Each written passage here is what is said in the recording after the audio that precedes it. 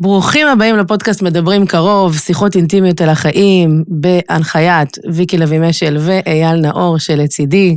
נעים מאוד להכיר, כיף לראות אותך ויקי עוד פעם, וכיף להתחיל בסדרה שלנו.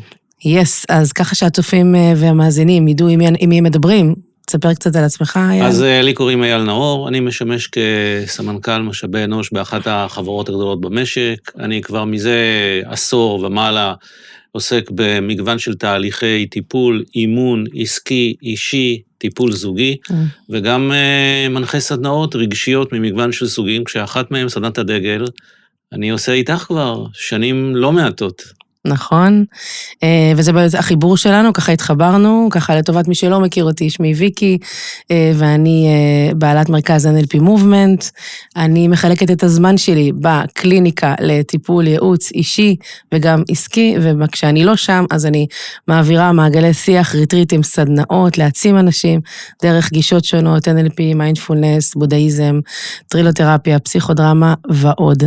אז אנחנו התכנסנו כאן היום כדי לדבר על נושאים מעניינים של החיים, והיום נתמקד במה קרה לנו שהתרחקנו מעצמנו. ואת יודעת, חשבתי על זה הרבה לפני השיחה שלנו, והנושא הזה מקבל באמת משמעות יותר גדולה, רחבה, בתקופה, סליחה על המילה המטורללת שאנחנו חיים בה כבר 5 שנים, שזה גם הקורונה, גם המלחמה, לוחסן מלחמות, ואיפה אנחנו בכל המציאות הבאמת משוגעת הזאת והלא נורמלית. כן, אני חושבת שיש לנו המון מחירים שאנחנו משלמים, נציין שאנחנו כבר כמעט 2 לתוך מלחמה, שזה גם המון אי ודאות ומלחמה בתוך מלחמה עם עם כלבי, ואנחנו נדרשים לכוחות על, יחד עם זאת, מתוך מה שאנחנו רואים גם בהנחיה המשותפת שלנו וגם בקליניקות, אנחנו רואים אנשים עייפים, שמתחילים להתרחק עוד ועוד מעצמם, ולעבוד על אוטומט, לפי מה שהחיים מבקשים מאיתנו. החיים מבקשים מאיתנו להחזיק המון מרחבים, ולעיתים זה כל כך קשה, כך שאנחנו מזיזים הצידה את כל הרגשות המורכבים, הקשים, ופשוט עולים על אוטומט. זה מזכיר לי שבאחד הריטריטים שלנו המשותפים, שאלנו מישהו למה הוא הגיע לכאן. ואני זוכר את הרגע הזה שבו הוא הסתכל עלינו, ופשוט לא ענה. ואז אני שאלתי אותו, ואת שאלת אותו שוב בצורה אחרת, והוא לא ענה, ובעצם נגזרת מכאן איזושהי שאלה שהיא הרבה יותר גדולה, והיא גם מי אני, כדי שאני אדע ממי התרחקתי, ואחד התוצרים שיוצאים מהתהליך הזה, זה בעצם מה אני בעצם רוצה. ואני מתחבר למה שאמרת כרגע, ובאמת יוצא מנקודת הנחה שכמות האירועים שאנחנו עוברים היא כל כך גדולה, שאנחנו מתקשים פשוט להקל אותם. ואז אנחנו מתחילים להוריד כל מיני מסכים כאלה ואחרים, שבהמשך עוד נדבר עליהם. אבל המקום הזה של מי אני בתוך כל הכאוס, ובתוך כל האירועים שקורים מסביבי, ואיפה המציאות הפנימית שלי פוגשת את המציאות החיצונית, זאת שאלה. וכמה גם מותר לי לרצות למען עצמי בתקופה כזו, כי אני שומעת הרבה, בטוחה שגם אתה, שהפרופורציות משתנות, אנשים מרגישים שאין להם את הזכות לבכות, להתעצבן, להיות רגע אחד באיזה עצב, כי יש אנשים שהחיים שלהם יותר בהתמודדויות כרגע. והאמת היא שכשאדם חי, זה 100% מתוך 100% החיים שלו. ולכן חלק מההתרחקות לדעתי גם נוגעת שם, תחת פחד, אשמה, בושה, המון רגשות שאנשים מאוד מאוד לא אוהבים להתמודד, וגם, אתה יודע, יש לזה יחסי ציבור לא טובים, כאילו מה... יש תיאוריה, שאני בטוח ששמעת אותה, ודיברת אותה, האמת היא שאני שמעתי אותה ממך לא פעם ולא פעמיים, שמדברת על השפע. ואנחנו מדברים כאן על רצון, על בעצם מה אני רוצה. ואנשים בדרך כלל נוהגים להגדיר מה הם רוצים באופן מאוד כללי, במין כותרת מאוד גדולה. אני רוצה שיהיה לי טוב, אני רוצה להיות מאושר, אני רוצה שיהיה שקט. והרבה מאוד מאיתנו לא יודעים להגדיר בצורה באמת ברורה מה זה הרצון הזה, מה זה טוב, מה נחשב אצלי לטוב, שהרי מה שנחשב אצלי לטוב לא נחשב אצלך לטוב, ואז אנחנו מוצאים הרבה אנשים שמגיעים אלינו, והמטרה שלהם זה החיפוש, זה לא המציאה. נכון. ובמקום הזה הרצון, איפה הוא מתחבר לשפע, יש איזושהי תיאוריה, שוב אני אומר, שמעתי אותה ממך, שמדברת על זה שבעצם השפע קיים, ואנחנו צריכים רק לכוון את עצמנו כדי לקבל אותו. ואם אני אעשה רגע איזושהי מטאפורה קטנה, אז תדמייני לעצמך שיש שפע מסביב, של תחושות, של רגשות, אפילו במקום כלכלי או מימושי, והחיבור שלנו הוא באמצעות איזה שהם, כמו שיש איזה שהם צינורות שמחברים אותנו. אם אני לוקח את המילה צינור, וקצת מבלבל אותה, זה הופך להיות רצון. אז אם הצינור שלי או הרצון שלי סתום, לא מכוון, או מלא בכל אותם דברים שאמרת, כל מיני רגשות ותחושות, אז הוא לא פתוח לאותו שפע שאולי אני יכול לקבל. כשאני פותח את הרצון שלי, אני פותח את הצינור שלי. מהמם, ונוסיף על כך שכל עולם השפע ובכלל להתרחק או להתקרב לעצמנו, תמיד יושב על ערך עצמי ועל ביטחון עצמי, והאם בתוך תוכי אני מרגישה שמגיע לי ואני ראויה. כל הפחדים מתנגזים לאמת הזאת, אם אני יודעת או מאמינה שאני יכולה וראויה, או שאולי יש לי פחות מקום בעולם, כי מתישהו במהלך החיים למדתי את זה, אולי בשנים המעצבות, שאדלר טוען שזה עד גיל 10-12, וזה חלוטין יכול לקרות, ובייחוד בסיטואציות של מלחמות ותחושה הישרדותית מתמשכת, אנחנו מתחילים לבדוק היטב את נושא ההישרדות, והאם בכלל אנחנו ראויים ליותר מזה. אז אני לוקח את מה שאת אומרת ואני ממשיך אותו הלאה. אנחנו יודעים כבר מלחמה כמעט 2 בתוך המלחמה הזאת אנחנו יודעים עוד תת מלחמה, שנקראת מלחמת איראן, מלחמת 12 הימים, כן, עם כלבי. ובמלחמה הזאת באמת חלקנו הגדול הרגיש את הסיטואציה שנקראת הישרדותית. נכון. אבל קורה לנו עוד משהו, במהלך השנים האלה, כמות האירועים החיצוניים שקורים, החל מממשלות שמתפרקות, אנשים שנחטפים, אנשים שחוזרים משבי, חיילים שנפגעים בצורות כאלה ואחרות, כמות האירועים היא כל כך גדולה, שאנחנו הופכים לאנשים תגובתיים. כלומר, המקום שבו אנחנו יוזמים משהו עבור עצמנו הופך להיות קטן, כי אנחנו כל הזמן עסוקים בלהגיב, בלהגיב, בלהגיב, בלהגיב. והמקום הזה שאני כל הזמן מגיב, גורם לי לאבד, באלף, את המקום של מי אני בתוך הדבר הזה. נכון, וגם פה יש לנו בחירה. אני זוכרת את עצמי בימי האיראן, עכשיו שזה היה, ואכן היו לי רגעים מאוד לא נעימים, בכל זאת 3 ילדים קטנים, אחריות גדולה, ויחד עם זאת, אני זוכרת את עצמי, ממש עושה דיבור פנימי סופר מעודד ומכניס תקווה ואופטימיות, ובוחרת ברגעים, הרבה רגעים מתוך היום, לעשות דברים שישמחו אותי, שיעשו שמח בבית, משחקי קופסה, לשיר, לשים מוזיקה, לרקוד, להכניס אווירה. למזלי, יש לי פרטנר שזורם, והוא כזה ככה בכיף ומצחיק והכל, אבל מי שאין לו את זה, אז החוויה היא שהחיים מובילים אותו, ותמיד כדאי שנזכור שיש אופציה כזאת, שאנחנו מובילים, בוחרים ומנהיגים את חיינו. אז אני רוצה לספר לך משהו על חוויה שאני עברתי בכמות האזעקות המאוד גדולה הזאת, שהייתה מנת חלקם של למעשה כל תושבי הארץ. יש לי ניסיון, וכמו שהכרנו את עצמנו, אני מטפל, ואני יודע להנחות, ואני יודע לאמן, ומכיר תורות ותיאוריות, ומצאתי את עצמי, במהלך ה-12 ימים האלה, מארח את המשפחה שהגיעה מאזורי המרכז, אנחנו גרים טיפה בפריפריה, ובמקום שאנחנו נהיה 2 נפשות בבית, היינו 9. וואו. מתוכם 2 ילדים. זה המון. ומצאתי את עצמי, עם כל הידע והתובנות וההבנות, נכנס לממד, לוקח סמיכה, מכסה את עצמי בסמיכה, יושב מתחת לסמיכה, ומשחק בכל מיני משחקי מחשב, ושאלתי את עצמי, אני שמבין הגדול, כמה אני באמת בורח וכמה אני באמת פשוט מתעלם, זה היה, את יודעת, היה להם מסביבי גיחכו, ראו אותי פשוט, זה היה נועל, הייתי נכנס, מתכסה בשמיכה, ונעלם, מתנתק מהעולם. האמת זה קורה. כן, כן, אבל, ואני שואל אותך, האם אנחנו יכולים בכלל לייצר בתוך תהליכים כאלה איזושהי שגרה שתאפשר לנו, אני שוב חוזר על הביטוי הקצת שחוק, אבל מאוד משמעותי, להיות אני. אני מאמינה שכן, אני גם, אתה מוביל אותי לתוך מקום שאנחנו תמיד מדברים על פחדים. יש לנו רק שני פחדים שנולדנו איתם כשנולדנו כתינוקות. פחד מרעש ופחד מנפילה. כלומר, כל שאר הפחדים הם אמנם, המצאנו אותם, זה משהו שהמיינד עשה, אבל הם בסיסיים, והם קיימים. אז אנחנו מכירים את הצורך בביטחון, הצורך בלישון, הצורך שיהיה לנו באמת משהו ככה עוטף ולאהוב ולהיות נאהבים.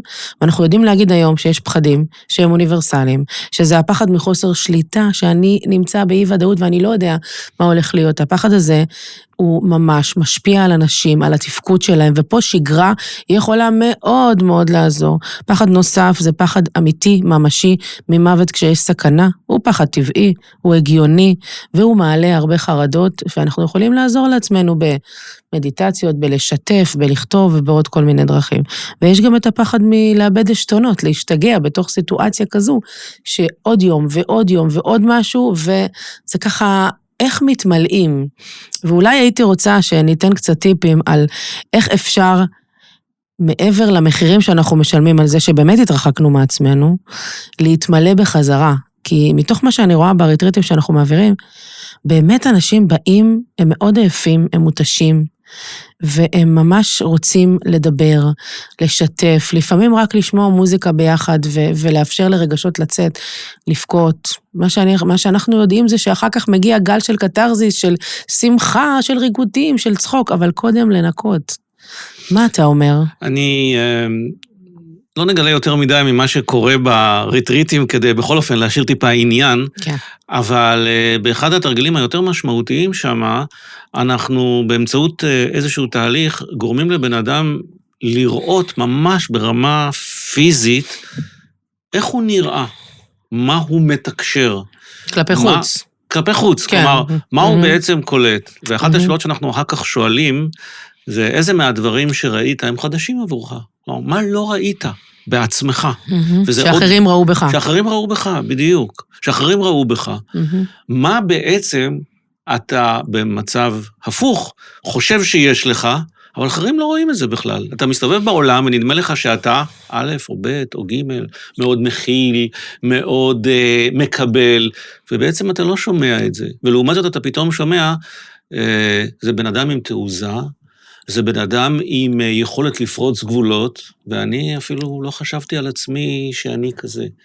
והדברים האלה, כדי לעשות את התהליכים האלו, כדי להגיע למקום הזה, אחד מהדברים הכי בסיסיים זה לצאת מהאזור שבו אתה נמצא לאזור אחר.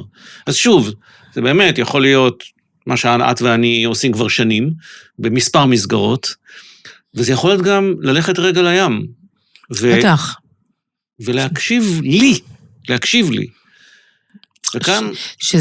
זה בדיוק מה שאנחנו אומרים על הרגע לעצור. אני לא יודעת, הרבה אנשים לא יודעים אפילו מה זה פירוש המילה ריטריט, אבל ריטריט זה מילה שאפשר לקחת אותה לא רק לסדנה, לעצור, לרגע אחד להתנתק, כדי שנוכל להתחבר לעצמנו, למצוא עוד חלקים בתוכנו, כדי שבמקום שבסוף היום נרגיש שעשינו את הכל, סימנו וי על כל המטלות, אבל נשארנו כל כך לבד, יש חלופות אחרות. אז כמו שאתה אומר, ללכת לים, ללכת על יחפים בטבע, להתחבר חזרה לדבר הכי בסיסי, לאמא האדמה, זה נשמע מאוד רוחני, אבל זה כל כך לא. זה נגיש לכולם. להשתמש במוזיקה זה פרי, יש היום ספוטיפיי, יש היום יוטיוב, ואנשים יכולים לעזור לעצמם הרבה מעבר למה שהם בכלל מתארים. זה נכון, זה גם עובד, אגב, נכון. גם מניסיון אישי, אבל אנחנו צריכים בהמשך לזה לזכור שיש עוד נקודה, האדם הוא יצור חברתי. נכון, בטח. וכיצור חברתי, אחד מהדברים המאוד משמעותיים זה אותו אקו שהוא מקבל מהסביבה. נכון. מה חושבים עליו, מה בעצם הוא אולי מהדהד החוצה ומקבל פנימה. ותמיד אני שואל את אותם אנשים שמגיעים לסדנאות, איך ידעו מי אתה, אם שני דברים לא מתקיימים. אחד, אתה לא יודע מי אתה, ושתיים, אתה לא אומר את זה, אתה לא מדבר את זה. זאת אומרת, לפי אחת התיאוריות יש, נדמה לי, 4 עולמות.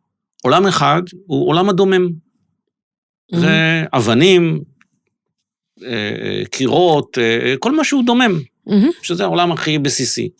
העולם השני זה העולם הצומח.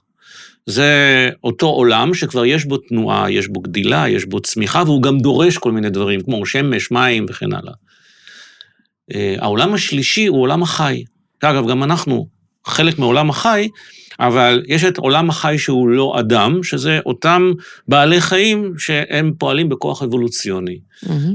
ויש את העולם הרביעי שהוא העולם המדבר, שזה בעצם העולם שלנו, כי מותר האדם מן הבהמה, אומרים עין, אבל המקום הוא אותו מקום שאנחנו מדברים. ומה אנחנו מדברים? אנחנו מדברים את עצמנו. אנחנו מדברים את מה שאנחנו רוצים. עכשיו, ראינו, את ואני לא אחת, כמה אנרגיות לפעמים אנשים משקיעים ולא לדבר את עצמם. אפרופו הגנות, שתכף רגע באמת נרחיב על זה, נכון מאוד. אנחנו לא רוצים תמיד לדבר את עצמנו, כי מה אם לא יאהבו אותי? מי אני בכלל? אולי אני לא מספיק טובה. אולי זה אמירות ששמעתי אותם, אולי עשו על ילד חרם. יש כל כך הרבה דברים שאנחנו מפחדים להביא את עצמנו, שלפעמים אנשים באופן לא מודע, לעתים גם במודע, בוחרים להיות סופים, ובעצם משתמשים בהגנות, שאני לחלוטין מבינה את זה, אבל מזמינה הפעם ביחד איתך, לפתוח את הראש, להגיד רגע, המסכות האלה, ההגנות האלה, הן לא באמת הדרך הנכונה להתחבר לעצמי, זה רק מרחיק אותי. ואולי גם שווה לתת רגע את המונח שטבע קארל יונג על פרסונה, ממש מדבר על פרסונה שהיא מסכה, שאנשים כל כך זקוקים לאיזה דמות, שהם יודעים איך הם צריכים לנהוג כלפי חוץ, אם זה עורך דין, הוא יתלבש בחליפה, והוא יודע מה עליו לעשות, להיות אסרטיבי, להיות רעות, אם זה רופא, אז הוא יודע איך הוא צריך לגשת, הוא שם עליו את החלוק, ומה קורה שיורדים כל הסממנים, מה קורה שיורדות כל המסכות, מה אז אנחנו מגלים, מה יש שם שאנשים כל כך חוששים? בעצם זו השאלה, דווקא מתוך המקום של לראות אנשים ועוד סדנאות ועוד, ממש מדובר בדיני נפשות. מה אתה אומר על זה? אני אומר שמסכות שאנחנו לובשים, אני מחלק אותם לשני סוגים. יש סוג אחד שהיא מסכה תפקודית. כלומר, כשאני מגיע הביתה, ואני הורה, אז אני לובש את דמות ההורה עליי, ואני מתפקד כהורה, ויש לי איזשהו תפקיד בעניין הזה, שמנקודת המבט שלי הוא פוזיטיבי, או שאני בעבודה, אני לובש, יש גם את הכובעים של בונו, שאנחנו מכירים, כל אחד עם הכובע שלו. אבל יש מסכות שהן מסתירות בעצם, את הרגשות שלי, את התחושות שלי. בוא ניקח דוגמה הכי בסיסית והכי אלמנטרית. אני נמצא בבית, יחד עם בת הזוג שלי, יש בינינו אישו פתוח, ואני לובש מסכה שהכל בסדר. למרות שהאישו פתוח. ואני כגבר בבית, איך אומרים, מסתובב כמו נמר, בשקט ולאורך הקירות. אוקיי? נמנע מעימות, ולובש מסכה שהכל בסדר. רגע, אתה נמנע מעימות, או שאתה בוחר לא לדבר כי אתה לא רוצה לחשוף משהו? אני נמנע מעימות, ואני נמנע מעימות כתוצאה מפחד. תכף נדבר, אני אחזור לשיתוף תכף, אבל אני נמנע מעימות מפחד. כן. ומה הפחד? שהמערכת היחסים תתקלקל, שלא תבין אותי, שהיא תחשוב שאני פחות מוצלח. שאולי אני אצא לא טוב, מולה, שאני לא אראה טוב. בואי נעשה את זה יותר פשוט, שאני לא אנצח. שאני לא אצא... אייל, סליחה, אתה שכחת, את יפה, את רזית ואת צודקת, לא הבנתי, מה... כן.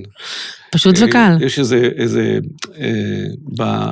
בטיקטוק ראיתי לא מזמן איזשהו סרטון שיושבת לידו, והוא אומר בסרטון, אני רוצה להתנצל, הבטחתי לאשתי שאני אתנצל בפומבי, על זה שאני בגדתי בה בחלום שלה.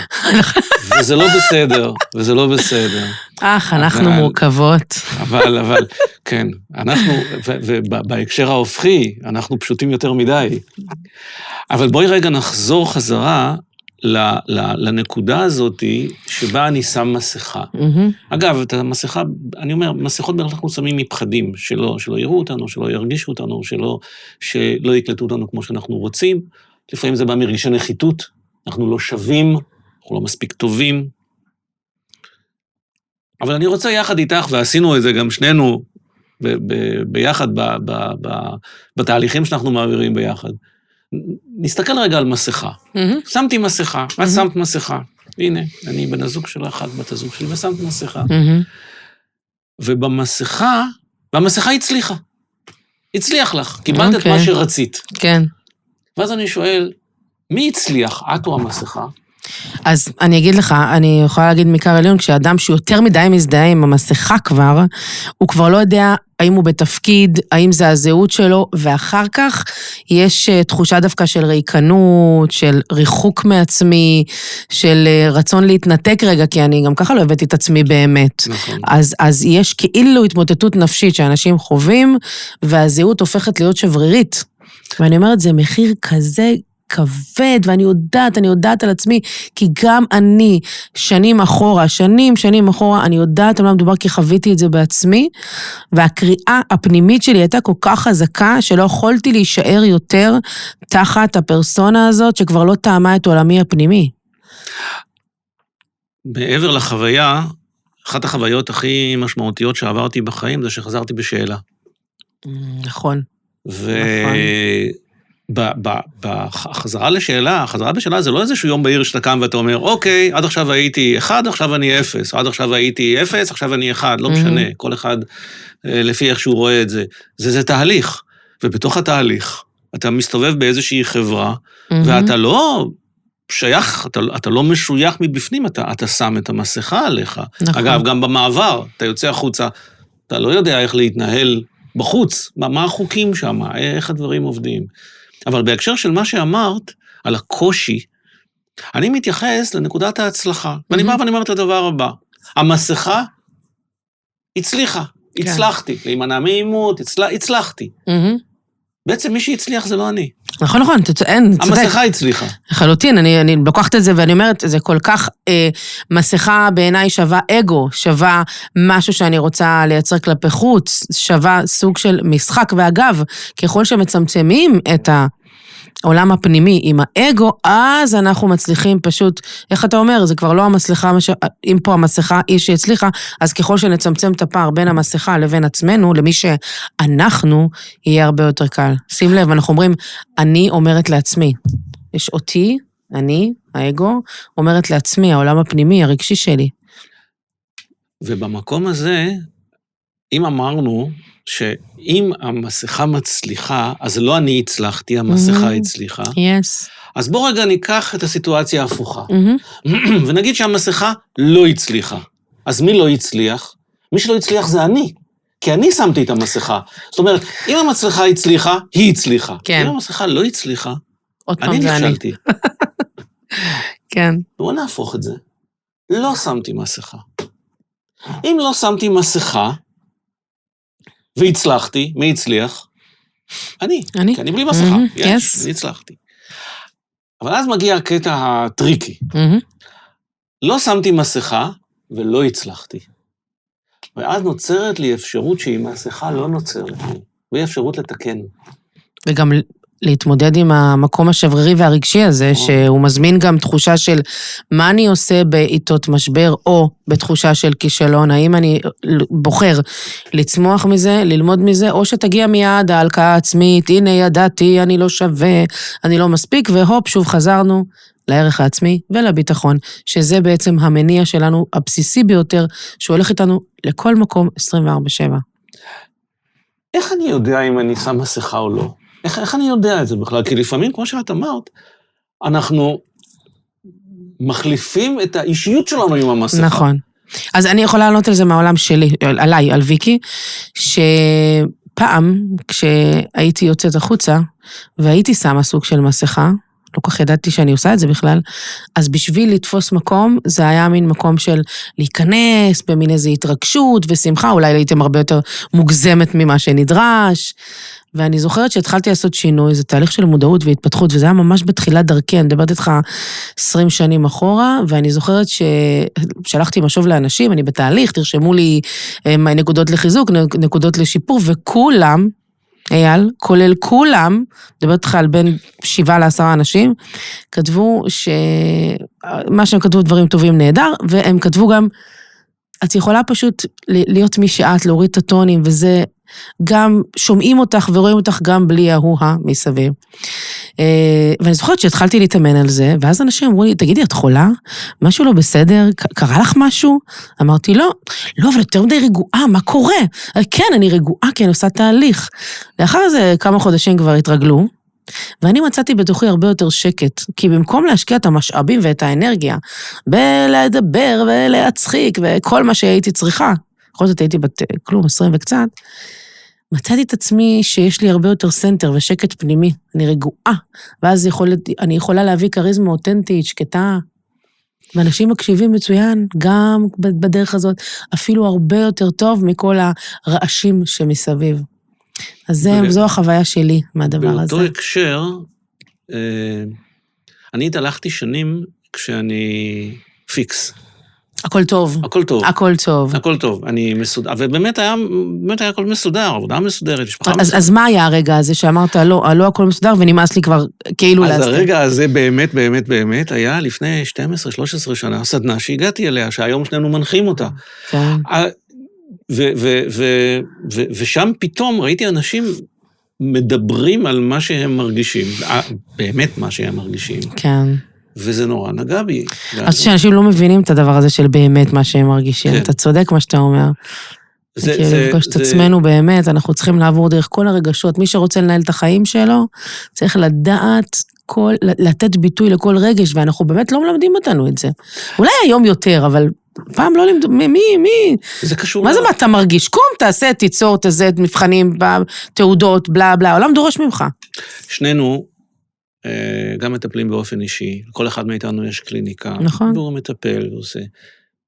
יש משהו שונה בתהליכים שהם נעשים, שהאדם מזמין את עצמו לתוך קבוצה. בהחלט. ואחד מהדברים המרכזיים, וזה קשור למה החוויה שתיארתי כרגע, היא שבתוך קבוצה, כשאתה פעיל, אתה מקבל מיד תגובה. תגובה, אגב, לא צריכה להיות, אתה נחמד, אתה נהדר, אתה גיבור, אתה תותח. דוגמה יכולה להיות חיוך. לא יותר מזה. פידבק, יד על הכתף. גרמת משהו, יצרת איזו תנועה. נכון. יצרת איזו תנועה לצד השני ונגעת בו. נכון. ואז הוא מביא את עצמו גם. נכון. כן. ואני רוצה להגיד משהו בהקשר של התנועה.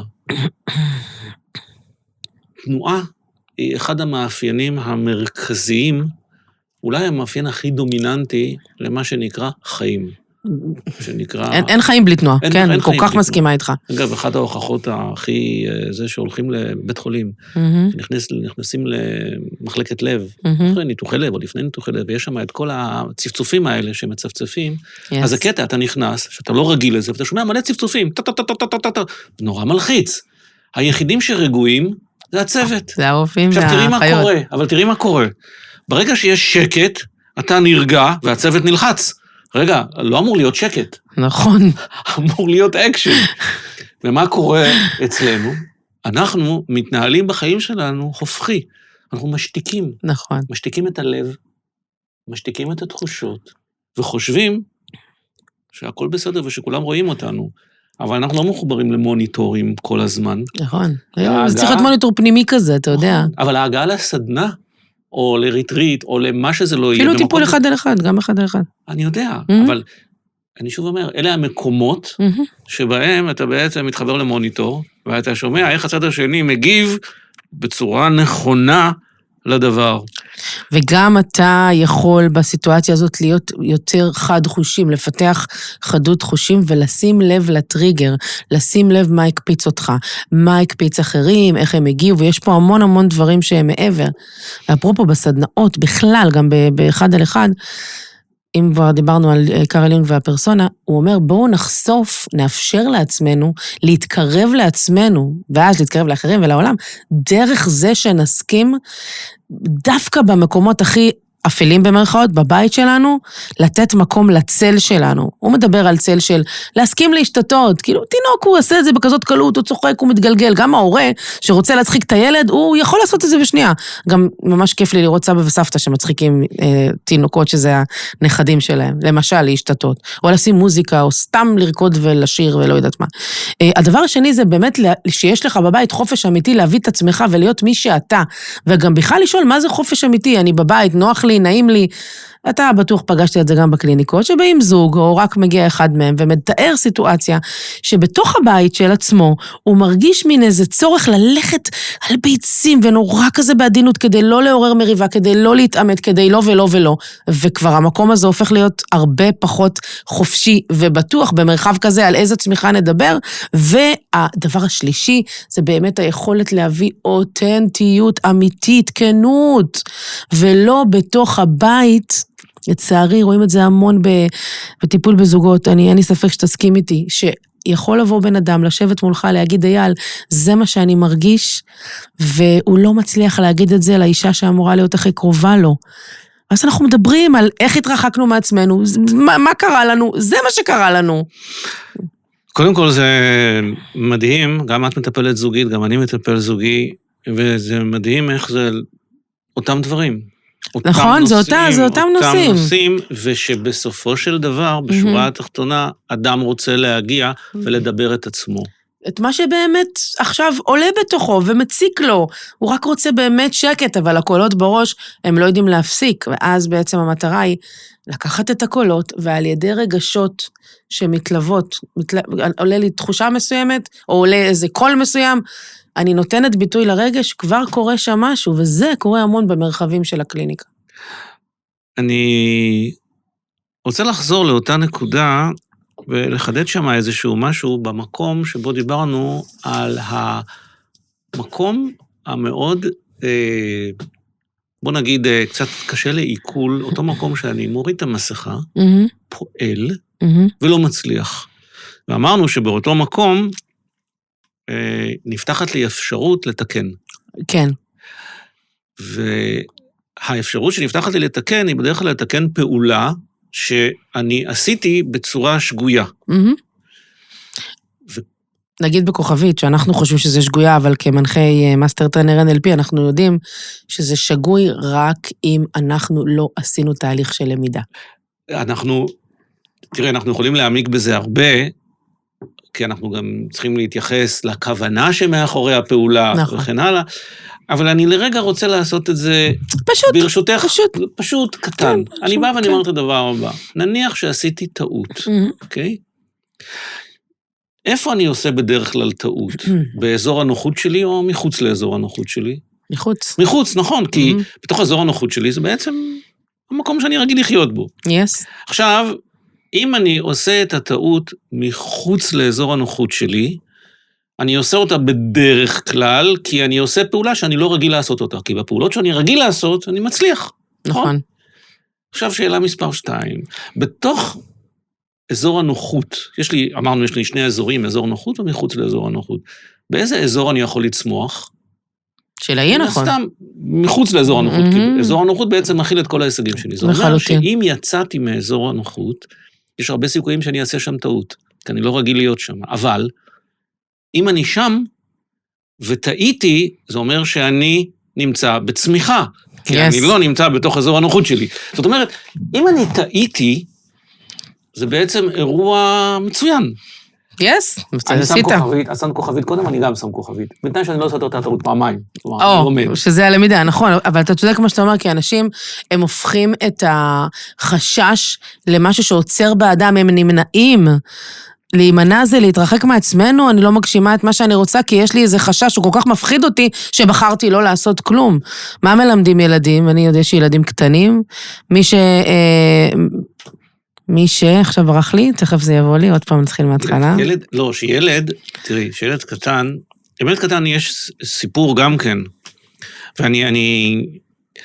שילד קטן, אנחנו כהורים, כן. באחד האזורים, גם את מטפלת בהורים. בקיצור, אנחנו מטפלים תראה, אבל אולי נגיד על זה מילה, זה בכלל לא משנה מבחינתי, למשרת שגם מבחינתך, אם מגיע הורה, מגיע מישהו שהוא בתפקיד כזה או אחר בעבודה, מגיע מישהו בתוך זוגיות, אני ואתה, אנחנו מטפלים בנפש של האדם, ככל שהבן אדם יותר מתקרב לעצמו, רואה את האמת כפי שהיא, הוא מסכים להתנסות, הוא מסכים לקחת צעדים, על אף שלעיתים הצעדים האלה הם הרי גורל, הם גדולים ומשפיעים גם על הסביבה. אז זה כל הנקודה, הרבה פעמים אומרים, צריך להתמקד, נכון, המיקוד הוא בנפש האדם, באיך אנחנו לוקחים בן אדם מ-X ל-Y, כאשר הוא רוצה ומחויב לתהליך, זה אומר שיש לו כוח התמדה, זה אומר שהוא נחוש בדעתו ובפנים, הוא יודע בדיוק למה הוא עושה את הצעד הזה, יש לו מוטיבציה C, והוא מוכן לעשות התאמות ככל שידרש, על מנת להביא את חייו לאן שהוא רוצה. כשיקום בבוקר יגיד, כן, אני חי את החיים שאני רוצה. ובהקשר של מה שדיברנו לפני דקות, שיהיה עם המודעות לעובדה שחלק מהתהליך זה טעויות. נכון, ופה רציתי להגיד על הילדים שתמיד אומרים, מי שמנסה בסוף מצליח, מנסים, ובסוף מצליחים, אז למה אצל ילד זה כזה ברור, ואצל האדם שכבר, אנחנו יותר חיים הרי שנים כבוגרים, פחות ילדים, אבל עדיין כבוגרים, אנשים ממש חוששים. עכשיו, אני לא אומרת למה בקטע של ביקורת, אני אומרת, בואו נפתח את הראש. אתה בא, יש לך טלוויזיה בבית, עוברות השנים, אתה משתדרג, האוטו כבר 10 שנים על הכביש, אתה קונה חדש, טלפונים בכלל, כל שנייה אנשים מחליפים. למה שלא נרענן רגע את הדברים האלה הפנימיים, את השיח הפנימי, את המחשבות? זה נשמע לי היום לא הגיוני כשאנחנו חיים את זה, ככה מי שחי במודעות, זה נראה אפילו פשוט. זה נראה פשוט. זה אפשרי, זה אפשרי, אני רוצה להוציא אנשים פה עם תקווה, זה באמת באמת אפשרי. אין ספק שזה אפשרי, כי יש לנו, גם לך, גם לי יש לנו מלא הוכחות לדברים האלה. הנה, זה קורה. אבל אנחנו צריכים להבין את המקור. כן, נכון. את המקור. ברגע שאנחנו מבינים את המקור של הדברים, ואחד, את יודעת, לפעמים, תמיד יש אנשים שמדברים על זה הם היו ושמעו הרצאות והיו בסדנאות והיו בטיפולים, אבל יש איזה מנחה או מטפל או פסיכולוג או משהו, שאמר להם איזה משפט מפתח, נכון. והמשפט נכנס להם. אני רוצה להוריד את המשפט למילה. מילה אחת, שאומרים לנו... חיכיתי לזה, יאלו, שאני מכירה אותך, זה יום יומיים. אומרים לנו שאנחנו ילדים קטנים, שאנחנו ניגשים לגלות את העולם בלי פילטרים, כן. אז ההורים שלנו, מתוך כוונה טובה, אומרים לנו את המילה האלמותית, תיזהר. תיזהר, יש מדרגה. עכשיו תחשבי איך הסטאפ אוף מיינד של ילד קטן, בן 3, עובד.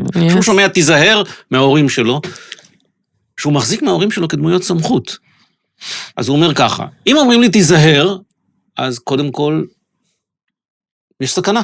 כלומר, העולם הוא לא מקום בטוח. העולם מסוכן. נכון. הדבר השני, שהוא לומד, הוא אומר, רגע, לא סומכים עליי. לא נותנים לי להתנסות, אומרים לי, עוצרים אותי, תיזהר. נכון. ואז אני יוצא החוצה לעולם, כאדם בוגר, אחרי שדפקו לי בראש שנים, תיזהר, תיזהר, תיזהר. ואני נזהר. נכון. והדבר ראשון שאני נזהר, זה מלהציג אותי, מלהביא אותי. נכון. אני נזהר, כי למה? כי העולם מסוכן. למה הוא מסוכן? כי כל מה שדיברנו בהתחלה. ואז זה משפיע על מערכות יחסים, למשל, בתוך הבית עם בן בת הזוג, וכמובן, לוקחים את זה גם החוצה. אני הרבה פעמים פוגשת איזה מישהו, למשל, שהוא מגיע ונורא נורא נורא זהיר, יכול להיות גם כי הוא בעצמו, לא יודעת מה נפל בעסק או משהו, אבל תמיד מדהים אותי, אני שואלת, תגיד, מה ההורים שלך עשו? מה היה השיח בבית? בוא תספר לי קצת מעבר. וכמעט תמיד, באופן ישיר, ניתן לראות מציאות או התנהגויות של בית, איך שההורים התנהגו, ולמעשה הילד שכבר הפך להיות מבוגר בעצמו ומגדל משפחה משלו, חוזר בדיוק על אותן התופעות, על אותן ההתנהגויות, לא לקחת סיכונים, עדיף להיות למשל שכיר לצורך העניין. אבל אם יש קריאה פנימית שהנשמה לא מסוגלת לבוא ולהחתים כרטיס בבוקר, ויש איזו אמונה אמיתית להשתמש במתנה שקיבלנו, אז מה אז? אז מה ינצח את מה? ואיזה מחירים עוד יהיו לזה? זה רק דוגמה אחת, אבל זוג שחי מאוד לא טוב ביחד, ואני הכי רוצה שכולם יחיו בשלום, ובאמת להרבות טוב בכל אדם לכל הבריות. אבל אם באמת עשינו הכל וזה לא עובד, וזה לא עובד. אז מה נעשה? האם נסכים לשלם במחיר כל כך גבוה של השמחה היומיומית שלנו, של להרגיש פחות מסופקים, פחות שמחים, פחות אוהבים ונאהבים, או שיהיה לנו האומץ לדברר את עצמנו נכון, ולגרום לסביבה להבין שיש לנו למשל פה הזדמנות לבחור אחרת, וזה בדיוק היכולת לפגוש את הצללים, כי הרי הצל הוא איזה נקודה שבה היא לא מודעת הנקודה הזאת, היא לא מודעת, היא מודחקת, ואפרופו רגשות, החרדות, הם כל אותם רגשות קשים שלא קיבלו מקום ואפשרות לצאת החוצה, ואז זה מתבטא בחרדה. באותה נקודה, אני תמיד מסתכל רגע צעד אחד, מה שנקרא קדימה, ומנסה לבוא ולהגיד, איך אני בעצם גורם לאדם ששומר את ההתנהלויות שלו, ששרתו אותו בעבר, כן. הוא שומר אותם, בפנים. הוא משמר אותם, הוא לא, כל מה שאת אומרת הוא נכון, אבל הבן אדם, אני צריך, מה שנקרא, אני לא יכול להכריח אותו. אבל למה הדבר דומה? נניח שאת בחיים שלך לא טעמת שוקולד. לא טעמת. ואני מביא שוקולד, שם אותו פה על השולחן. ואת פוחדת לנסות את השוקולד. אז מה אני עושה? אני מתאר לך אותו, אני מתאר לך את הטעם. אני מתאר לך זה ככה, זה מתוק, זה אוורירי, זה... מתפצח בפה, וכל התאים בגוף מתעוררים. ואני שואל את עצמי, האם אני אוכל באמת להעביר לך את הטעם, בלי שאני אחווה. בלי שאת תחווי. אוקיי, זה הגישה הטיפולית שלנו, שלך ושלי, אנחנו לא מדברים רק תיאוריה, אנחנו רוצים לאפשר לאנשים להתנסות, ההתנסות היא הלמידה הטובה ביותר, ואני בהחלט מסכימה איתך, ושוב, גם פה, אם אדם נמנע, כי יש לו פחד גדול, לעתים יהיה לו מאוד מורכב לקפוץ למים ולעשות, זה באמת יהיה משהו מורכב. וכאן אני חושב שבאמת תהליכים משותפים, והם משותפים בכמה רמות. אחד זה תהליך אישי שבן אדם עובר יחד עם תהליך קבוצתי, יחד אפילו עם תהליך פרטי אישי, זאת אומרת שנגיד, את ואני מטפלים במישהו, ביחד, שזה, או את ואני מטפלים יחד בזוג, ואז... אתה מגלה את כל הסודות פה, אייל, הכל כבר גילית. אוקיי, אמרתי לך שאם התהליך הדברים יצאו. הכל על השולחן, הכל על השולחן. אז אני רוצה רגע רק לחדד את הנקודה כדי לסגור אותה, שהמקום שבו אני זז לפעולה ואני טועה, הוא מקום של צמיחה. ממש. אנחנו חיים בעולם שבו טעויות נחשבות לאוי ואבוי, טעית, עשית טעות, עוד מעט יפטרו אותך, עוד מעט זה... הכל גם שחור לבן הרבה פעמים, אתה שם לב שחור לבן. רגע, מה עם כל צבעי הקשת באמצע? שרק אני לא יפיל בבית משהו, שרק לא יקרה, שרק אני לא ארי, וכן הלאה וכן הלאה וכן הלאה.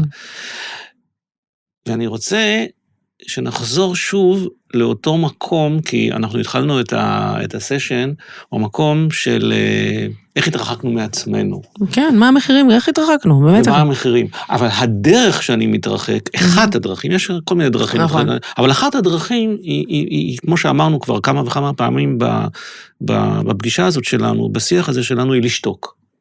היא לא לדבר אותי, לא לדבר רגשית, ואני רוצה לקחת את זה לרגע, ולבוא ולהגיד שני דברים. אחד, שתיקה היא משהו אלים. תלוי, כן, היא הרבה פעמים יכולה להיות אלימה. היא משהו שאני מונע מהאחר אותי. אבל רק נחדד, אם בתוך בית אחד מבני הזוג שותה כדי לא לענות ולייצר ריב, זו ממש הגנה לשמה. וישנה אפשרות שבו אני שותקת, כי השתיקה היא יותר שתיקה רועמת, שתיקה של פסיב אגרסיב כזה, כמו הרבה פעמים שבטוח ראית את זה בקליניקה, ואז היא שותקת. מה שותקת? כאילו, אתה אמור להבין לבד. אבל הוא לא קורא מחשבות, הוא לא יכול להבין לבד, ואז השתיקה הופכת להיות מאוד מאוד אגרסיבית, והצד השני הופך להיות תחקירן, הוא מנסה בכל מיני דרכים לדובב את האישה, לא משנה גם אם זה הגבר, ובשורה התחתונה לא הגענו לכלום, ושני הצדדים מרגישים לא טוב. אני מסתכל על המקום שראיתי שהתעוררת, שאמרתי אלים, זה משהו מהעיר, וזה בסדר. לא, כי שתיקה, אני רוצה פשוט להסביר ששתיקה יכולה להיות גם סיטואציה שהיא נכונה. זה בסדר גמור, אני מסתכל על זה מהמקום של כמות האנרגיה שאני משקיע ולא לדבר. נכון. וככל שכמות האנרגיה שלי יותר גדולה, אני לא אני. עכשיו, אם אני אקח את הדוגמה של בן או בת זוג, שזה המקום הכי אינטימי, הכי... אז בעצם היא לא חיה איתי, היא חיה עם איזה משהו אחר. אני חושבת שאנחנו מדברים פה, לדעתי אתה ככה מרים להנחתה לכל עולם ההסתרות, שאנשים מרגישים משהו אחד, לא מדבררים את זה, מסתירים, למדו גם הרבה בבתים, אני חייבת להגיד שהופתעתי לגלות את זה במהלך השנים, שאנשים למדו לא להגיד, לא לשתף, ולא משנה הסיבה, אם זה אחד שמאמין בעין הרע, ואחד שפשוט למד שאם יש כעס בוא נטטה אותו מתחת לשטיח, נטרוק את הדלת בוולגריות, ושאנחנו בבוקר נכין קפה רק לעצמנו ויופי. לא, יש משהו בהסתרה שהוא כל כך מרחיק מעצמנו, כי אנחנו כבר לא יודעים מי אנחנו. ואנחנו לא יודעים מה נכון ומה לא נכון. וכשאנחנו מדברים על אותנטיות, על להתקרב לעצמנו, להתחבר לעצמנו ולאחרים ולעולם, אנחנו מדברים על הדבר הפשוט. אם זה לא יהיה פשוט זה לא יהיה. אנשים לא יכולים לשקר ולזכור את מה שהם שיקרו ואת ההסתרות שלהם.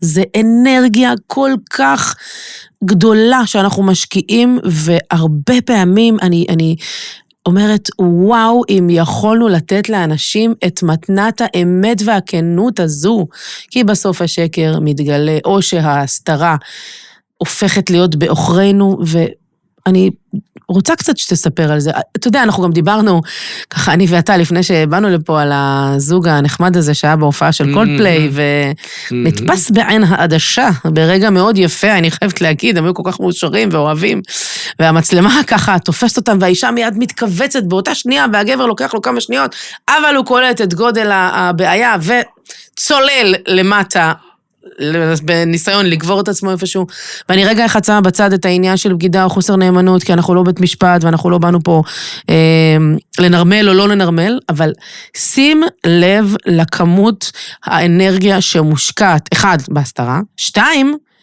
בתגובה העולמית, אני חייבת להגיד. התגובה העולמית. התגובה היא, בעצם הרבה מאוד אנשים רואים את עצמם בתוך הדבר הזה. יפה. ממש כך, לא במקום של אני בוגד באשתי או משהו כזה, אלא דווקא במקום שאת ואני, במקום שאני אפילו מרשה לעצמי להגיד לפעמים בוגד בעצמי. זה נכון. לא מראה את עצמי. נכון. ואז כשאני נחשף, הנה כל הפחדים, הנה הם, מה שנקרא, על הקיר הגדול של קולדפליי, נכון. שאגב הייתי בהופעה שלהם, הופעה מטורפת. מדהימה, באמת. כן. ובאמת רצים עם המסכים האלה, ואז שאני רואה את עצמי שם, מתגלה, שוב, אני מתייחס לעצמי מול עצמי, לא לעצמי מול בת הזוג, או מול חברים או משהו כזה, אז אני פתאום רואה מה קורה, כן. כשהשליטה יוצאת ממני. נכון. אין לי, אני מאבד אותה. אבל עוד נעמיק רגע בבגידה מול נאמנות לעצמי. קודם כל, המילה בגידה היא מילה מאוד גדולה. דוקטור אסתר פרל, שחקרה את זה רבות, מציעה חלופה לדבר על חוסר נאמנות, בתוך חיים כל כך אינטנסיביים של שגרה ושל הרבה מאוד דברים. ושוב, אני לא מנרמלת בגידה, אבל אני כן מציעה עוד הסתכלות, לבוא גם בעיניים יותר חומלות, על אנשים שכביכול עשו דברים שהם לא by the book, ואני אומרת, יש פה איזה חוסר נאמנות, מול גם לא להיות נאמן לעצמי, האם אני לא נאמן לאחרים או לעצמי, הייתי רוצה רגע להעמיק בזה, כי בעיקר כשאנחנו מדברים על להתרחק מעצמנו, זה חלק מזה. בא לך איזה מנכ"ל עם חברה כל כך גדולה, שנזכרת בבורסה, שיושבים על כתפיו המון, ואומר רגע, החיים קרו לי. נכון, אבל המקום... ועכשיו המחירים מטורפים, ואז הוא מתחיל לחשוב, רגע, אני צריך להסתיר את זה, כי המחיר פה יהיה מאוד מאוד גבוה. ולדאבונו הרב, הוא מקבל בית משפט קבל עם ועולם. כן, אבל תהליך הבגידה, במקום שאנחנו מדברים עליו, אם ניקח את המקרה הזה ונפרוט אותו, הוא לא בקטע שבכלל הוא נמצא עם אותה מנהלת משאבי אנוש. תהליך הבגידה נמצא כשהוא נמצא בבית עם אשתו, שמה מתרחשת הבגידה, כי בעצם הוא לא נמצא איתה, אבל יתרה מזאת, הוא לא נמצא עם עצמו. זה הסיפור. האופן שבו יצא החוצה, וואלה, יצא החוצה לא טוב, הוא יפוטר מהחברה, ימצא עבודה אחרת. הוא יתפטר כבר. סליחה, יאללה, אתה לא מעודכן, באמת, זה לא לעניין, אתה לא... כל הדיטלס. ויקי, לפעמים אנחנו נפגשים שתעדכני אותי, אז הנה את מעדכנת אותי. אני חושב שחלפו שאני רכלנית, לא, אני לא מוכנה לכל הסיפור הזה, זה לא. אבל כן אני מתעניינת במגמות ובדברים של אנשים. אבל הנה המקום, בוא ניקח את זה רגע, למקום הזה. אותו מקום שאני נמצא, או הוא נמצא, או היא נמצאת בבית, יחד עם מישהו שמגוון סיבות וטעמים זה נגמר, והוא ממשיך להיות. עכשיו, את יודעת, זה נורא סקסי, כי יש בזה סקס, לדבר על זוגיות. אבל בוא ניקח מקרה יותר פשוט, אוקיי? אדם שנמצא בעבודה, שהוא לא אוהב אותה, לא רוצה אותה, אני אפילו מקל נורא, אפילו לא מתנכלים בו, לא מתנכלים בו. סתם, קם בבוקר לא נהנה. הוא לא אוהב את מה שהוא עושה, וממשיך ללכת. כשאני אשאל אותו, המיינד שלו, יעשה את זה נורא מסודר. אני צריך כסף, אין ברירה. כמו כספומט בשבילי, זה נוח לי, זה קרוב לי לבית, זה הרבה שנים. נכון. חוץ מדבר אחד מרכזי, שזה לא אני, שזה המסכה שלי הולכת לשם. קשה מאוד, בשבילי זה וואו, אני ממש כואב הלב לשמוע את זה. ואם דיברתי על המון אנרגיה שאנחנו משקיעים בלשתוק, נדרשת אנרגיה, ולפעמים גם עזרה מבחוץ. לחלוטין. כדי להישלף החוצה מהמקום הזה, ולצאת החוצה, ובכלל לראות איזה עולם נמצא. כלומר, השוקולד הזה שדיברנו עליו קודם נמצא, ואני מדבר איתך ומדבר איתך ומדבר איתך, והתפקיד שלי הוא בעצם לעשות לך, לעורר בך איזשהו רצון, איזשהו משהו, להושיט את היד ולטעום. עכשיו, תקשיבי לי, ויקי, אנחנו יודעים שאני יכולה לטעום את השוקולד, והוא לא ימצא חן בעינייך. נכון. יש אלה שלא אוהבים שוקולד מריר, רק שוקולד מתוק. חלב, שוקולד פרה. לא אוהבים את הדברים האלה. אבל הם יכולים להגיד את זה אך ורק אחרי שהם טעמו את זה וראו את זה. ואחת מהדרכים בעצם, היא בעצם, וגם על זה דיברנו לא מעט בתוך כל המפגשים שלנו, היא לחיות ברגע הזה. כן, לחיות בכאן ועכשיו, נכון. היא לחיות בכאן ועכשיו. והנקודה של הכאן ועכשיו היא נקודה מאוד חשובה, גם במקום שאנחנו מתרחקים. מדוע? כי אני נמנע מלספר לך על עצמי, כי אני חושב שבהמשך, העתיד אגב הוא עוד דקה. נכון. בעתיד את תחשבי עליי משהו לא טוב. לכן בהווה אני לא עושה א', ב', ג', ד', ה', ו'. ומה שאני עושה לגבי העבר, אני מתייסר. למה לא עשיתי? למה לא אמרתי? ואז כשאני נמצא איתך, את בעצם אין לך אותי. יש לך מישהו עם איזושהי תמונה, או איזשהו... לא איתי, לא איתי. איזה הלוגרמה כזאת, יפה ומסודרת שהיא לא אני. ובמקום הזה אנחנו נדרשים לבקש מאנשים, וזה לא פשוט, וזה חלק גם ממה שאנחנו עושים, להיות אמיצים. מאוד. תראה, כאן ועכשיו זה ביג אישיו, כי בעצם מה זה כאן ועכשיו? זה להיות נוכח ברגע הזה, לאפשר לקולות שימשיכו לבוא, כי זה מה שהמיינד יודע לעשות, רגע אחד של עצירה, ולתת לאותנטיות ולחופשיות של מה שעולה בי, וכל הרגשות שעולים בי פשוט להיות. רוב האנשים, אם יש להם רגשות כלואים של המון שנים, או מה שקורה, העצב מתחיל להשתלט עליהם, והם לא מבינים איפה השמחה. אני יודעת על עצמי שברגעים מאוד ספציפיים חוויתי את זה, ואמרתי, וואו, איך אנשים חיים ככה בתוך העצב העצום הזה. אני רוצה שכולם ידעו שאפשר להרבות טוב, לעזור לעצמם, ובגלל זה העבודה בכאן ועכשיו היא כל כך עוקפת את המודע, היא כל כך מאפשרת בקלות לתת לנפש הכל כך חכמה שלנו, פתרונות, לא סתם אומרים נרשם בגוף, הכל הגוף זוכר, אבל הנפש היא רושמת, אם נצליח בעזרת... או באופן אישי, אבל גם בטיפול, בקבוצה, לא משנה כל אחד מה שמרגיש שנכון, לא. יותר להיות בכאן ועכשיו, ולתת למה שעולה לעלות, בלי שיפוטיות, עם מלא חמלה, עם מלא אהבה, עם אותנטיות, זה מה שיביא לדעתי לחירות פנימית. זה נושא שאולי נפתח עליו, את יודעת, שיח בנפרד, נכון, אפילו שעה נפרדת, נכון. כאילו נושא מאוד גדול, אני רק אומר לאריזה של הנושא הזה, שיש לנו למעשה על קו הזמן, יש לנו עבר, הווה, עתיד. אבל החיים הם אך ורק בהווה. אך ורק, כי העבר נגמר, העתיד יכול להיות שיקרה, יכול להיות שלא יקרה, אני לא יודע, באמת אני לא יודע. הדבר היחיד הוא ההווה, זאת אומרת, למשל ההווה שלי כרגע, זה השיח הזה איתך. כרגע, ברגע זה. אבל כן נגיד, שגם לך זה משהו שאתה עבדת עליו, זאת אומרת, זה היה תהליך, אני רוצה פה לתת תקווה ואופטימיות ולהגיד, כן, זה תהליך, דבר שהוא לפתח מודעות והתפתחות אישית, זה דווקא מתוך מקום של צמיחה, זה במרחב שמרגישים בטוח, ולעיתים זה לוקח זמן לאנשים, וזה סופר טבעי, זה בסדר שזה יקרה. אז אנחנו מתקרבים לקראת סיום. יס.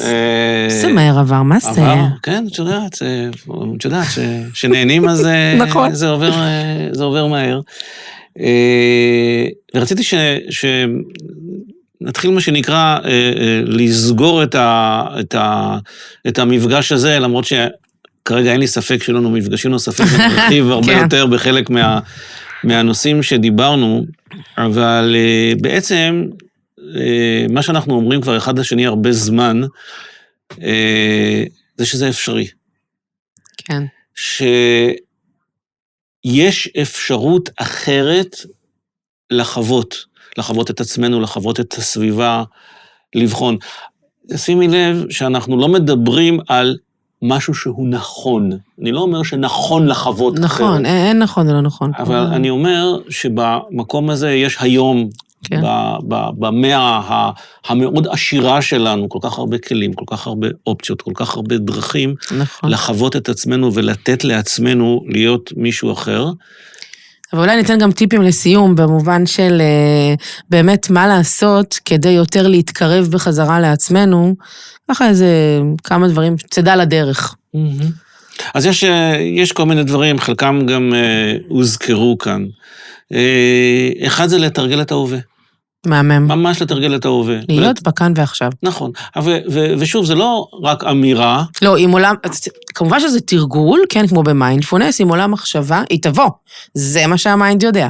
אבל לדעת להחזיר את עצמנו, כמו לאלף את הסוס, להחזיר את עצמנו לכאן ועכשיו, גם אם זה ייקח תרגול משמעותי, בדיוק כמו שהולכים למכון כושר. אז אמרת מיינדפולנס, זה אחד מהכלים. עוד, אני מה יודע, עוד יש אתה כלי אומר? נורא נדוש, אבל הוא כל כך טוב, לכן הוא נדוש, זה נקרא נשימות.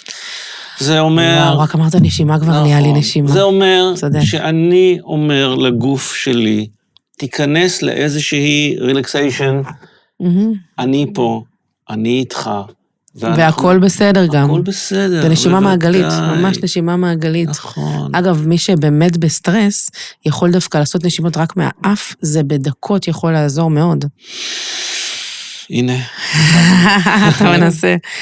טיפ נוסף זה רגע אחד להסכים לצאת מהתבניות הרגילות שלנו שהחברה אומרת, או כל מיני מוסכמות, ולבחון רגע מבפנים מה אני מרגישה שנכון לי, ומה בכלל כרגע דעתי, לא ישר להדביק את מה שאנחנו מכירים, כי אני לא יודעת מי החליט על מה נורמטיבי ומה לא, זה כמובן תלוי חברה ועוד הרבה, תרבות ועוד הרבה, אבל יש לנו, אנחנו אנשים חושבים, יש לנו את היכולת רגע לעצור ולבחון מחדש מה מתאים ומה לא.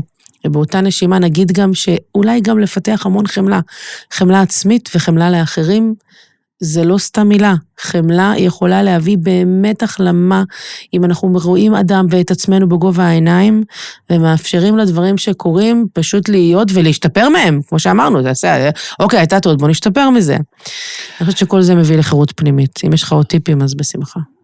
לטעום מכל דבר, ולבחור את מה שאנחנו רוצים, ויש לנו מה שנקרא מגוון של טעימות אפשריות. כן, אני חושבת שגם, הנה, זה המקום שלה, לא סתם אנחנו בעצם קראנו לכל העבודה המשותפת שלנו, להתחבר לעצמך, לאחרים, לעולם, ואנחנו, אני חושבת שאנחנו מזמינים את האנשים פשוט להתחבר לעצמם, לאחרים, לעולם, כל אחד בדרך שמתאימה לו, ובאופן שמיטיב עמו, יש תקווה, כל יום הוא יום חדש, ואפשר תמיד לייצר עוד ועוד רגעים יפים ביום. אז אנחנו מזמינים אתכם להתחבר גם לויקי, להתחבר גם לאייל, להתחבר לשנינו בעבודה משותפת שוויקי ואני עושים, יש הרבה פרטים באינטרנט, חפשו, תמצאו, ולהגיד לך ויקי שהיה לי לעונג רב, וגם לעניין.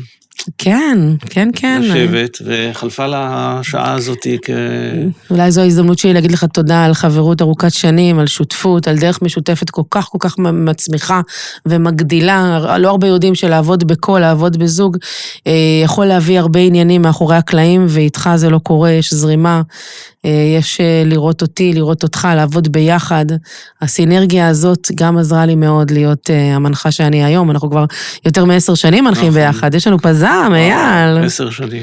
אז תודה לך, ותודה לכל מי שהיה איתנו, הקשיב לנו, ואנחנו מקווים שכמה תובנות כאלה ואחרות, וכמה תהליכים וכמה טיפים יבואו לידי מימוש, ויעזרו לכל אחד מאיתנו לחזור ולהתחבר לעצמו. יס, אז ניפגש בפרק הבא של מדברים קרוב, שיחות אינטימיות על החיים, מוזמנים. נתראה וקרוב, ביי ביי. תודה לכולם.